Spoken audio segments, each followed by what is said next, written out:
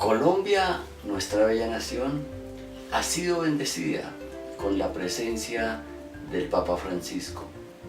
Estoy seguro que su visita y sus mensajes van a marcar la historia cercana de nuestra nación. Serán como un bálsamo para todos los que creemos en el Señor. Hoy vamos a tratar un tema que lo hemos titulado Libres en Jesucristo.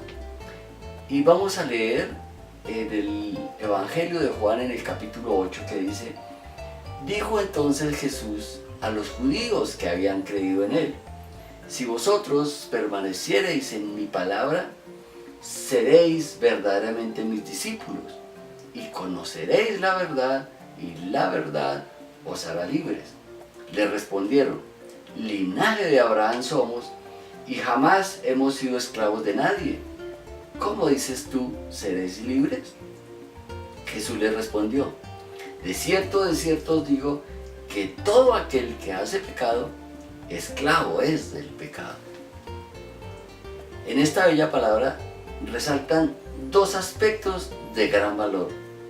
El primero, el ser discípulo por permanecer en la palabra. Y el segundo, la libertad por medio de la verdad. Hoy nos referiremos solo a la libertad. En nuestra Constitución política se consagra el derecho a la vida, a la libertad de expresión, libertad de culto, de movilidad y otros tantos derechos. Pero no todos lo saben y por lo tanto no todos los disfrutan.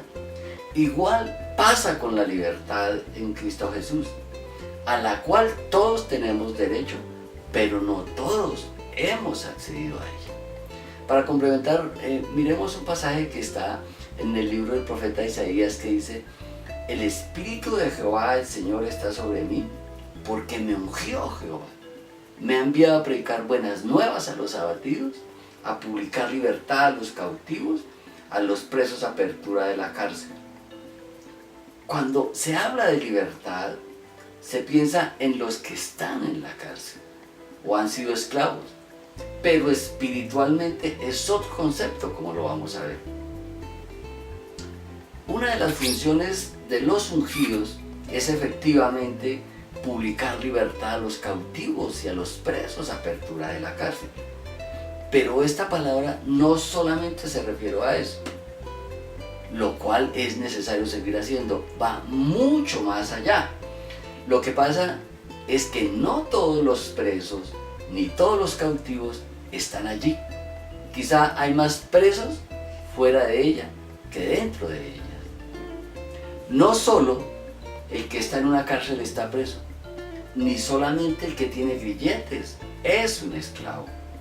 Hay presos libres y hay libres presos. Igualmente hay quienes tienen esa doble condición. Están esclavos del pecado y están presos tras de una regla. Los judíos replican al Señor diciéndole que jamás han sido esclavos de nada. Efectivamente, todos podríamos decir lo mismo, pero en lo espiritual, en cuanto al pecado, no ocurre así. Todos fuimos, o algunos de pronto todavía lo son, esclavos del pecado. Lo que pasa es que los grilletes que genera el pecado son emocionales, son afectivos, son familiares, son espirituales, y por eso no los vemos. Solo sus víctimas lo aprecian. A eso es a lo que el Señor se refiere cuando dice que seremos verdaderamente libres. Miremos entonces algunos aspectos que nos ayudarán a determinar cómo podemos alcanzar esa libertad o a conservarla. Lo primero que tenemos que tener claro es qué es pecado. Pecado es todo aquello que nos aparta del reino de Dios. Todo aquello que hacemos basados en nuestra propia carne.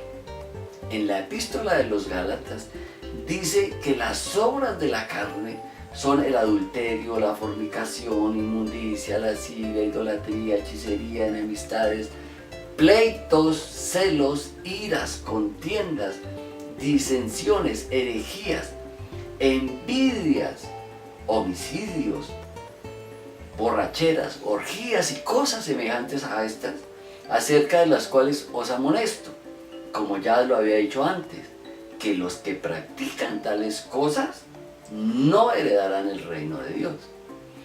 Luego, en la primera carta a los Corintios dice: ¿no sabéis que los injustos no heredarán el reino de Dios? No erréis, ni los fornicarios, ni los idólatras, ni los adúlteros, ni los afeminados, ni los que se echan con varones, ni los ladrones, ni los avaros, ni los borrachos, ni los maldicientes, ni los estafadores heredarán el reino de Dios. Espero que con esta lista nos quede claro qué conductas y qué comportamientos son pecado. Que pecar no es solamente matar o robar. Jesucristo nos enseña que cualquiera que mirare a una mujer para codiciarla, ya adulteró con ella en su corazón. Lo cual quiere decir que aún con nuestros pensamientos podemos estar pecando. Segundo aspecto, los judíos creían que por las obras de la ley eran perdonados. Pero la Biblia nos enseña que por medio de la ley vino el conocimiento del pecado. Entonces, que no es por las obras de la ley que somos justificados, sino que ahora lo somos por gracia. O sea, que es por la fe y por el amor a nuestro Señor Jesucristo que somos hechos justos. Es decir, que no seremos perdonados por la cantidad de veces que vayamos a la iglesia, ni por la cantidad de golpes de pecho que nos demos, ni por la cantidad de lágrimas que derramemos, ni por la cantidad de sacrificios que hayamos hecho. Porque Dios en su misericordia y amor por nosotros se agrada más del que cumple su palabra, del que lleva una vida de fe, del que ama no solo de palabra, sino que lo hace de hecho y en verdad. Son nuestros actos de fe, nuestra obediencia a su palabra, los que nos acercan al reino de Dios y a su gracia. Lo tercero lo encontramos también en la epístola a los Romanos, que nos enseña que en el bautismo fuimos hechos nuevos, sepultados con Cristo, pero también resucitados juntamente con Él. El bautizo consagra nuestra relación con Dios, nos sumerge en Él, nos lava de nuestros pecados y nos lleva a una nueva relación con Él y por lo tanto a una nueva vida. Los animo a que se bauticen los que no lo han hecho. Y si ya lo hicieron, rebautícense, para que hoy con más conciencia de lo que significa, lo hagan en un acto de fe, conscientes de la importancia que eso tiene, con la intención de agradar a Dios, seguros de que su vida espiritual será grandemente enriquecida. Un cuarto aspecto lo encontramos también en la epístola de los Romanos, que dice que la paga del pecado es muerte, mas la dádiva de Dios es vida eterna en Cristo Jesús, Señor nuestro. El pecado nos genera muerte espiritual.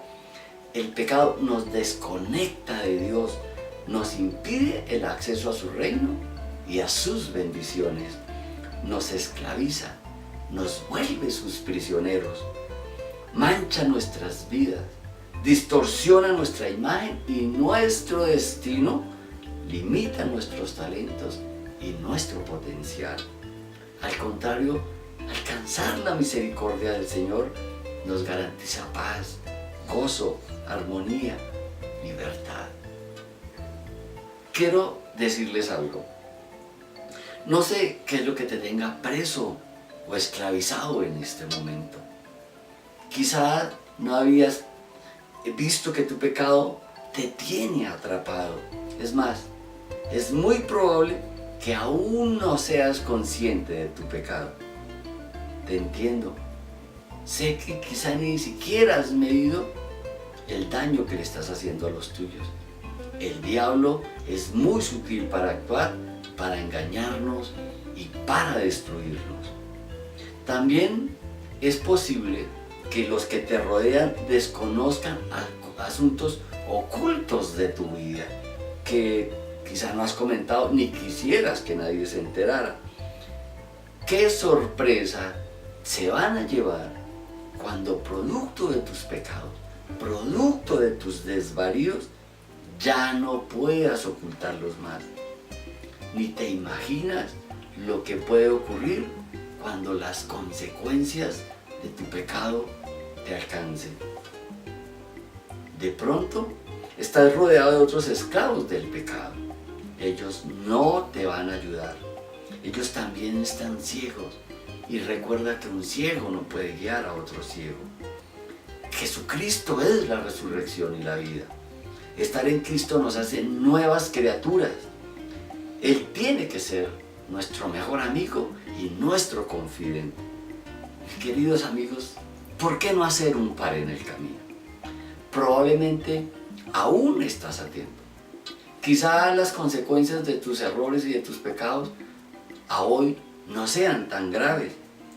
Dice la Biblia que el que encubre su pecado no prosperará, mas el que lo confiesa y se aparta alcanzará misericordia. Dios, a pesar que aún estés en delitos y pecados, Él te ama. Si te vuelves a Él, serás perdonado. Él no vino a salvar a justos, sino a pecadores. Recapacita, esta puede ser tu oportunidad. Esa es la libertad a la que el Señor nos está invitando.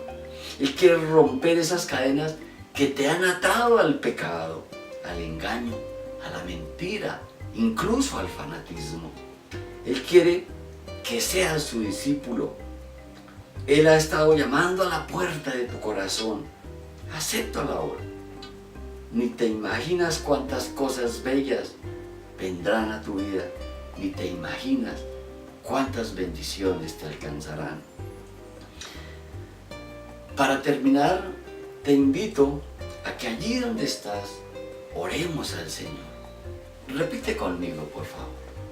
Confieso que Jesús es el Señor y creo en mi corazón que Dios le levantó de entre los muertos y que está sentado a la diestra de Dios Padre.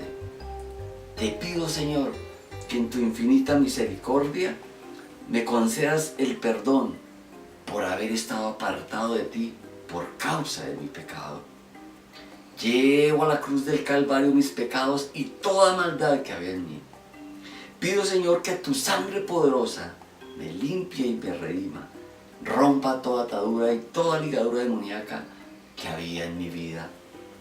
Te pedimos, Señor, que nos des la sabiduría y el valor para dejar la vida de pecado y nos podamos volver a ti, reencontrarnos con la verdadera vida que solo tú nos dispensas. Declaro que por tu sangre soy libre, soy perdonado. A partir de hoy te seguiré, te serviré. Dejo atrás mi pasado de maldad y abro mi corazón a tu gracia, a tu amor, a la nueva vida, Señor, que tienes para mí. Te amo con todas mis fuerzas, Señor, con toda mi alma, con todo mi corazón. Gracias, Señor, por habitar en mi corazón. En el nombre de Cristo Jesús. Amén. Les agradezco que nos estén visitando. Nos veremos en un próximo mensaje. Hasta pronto.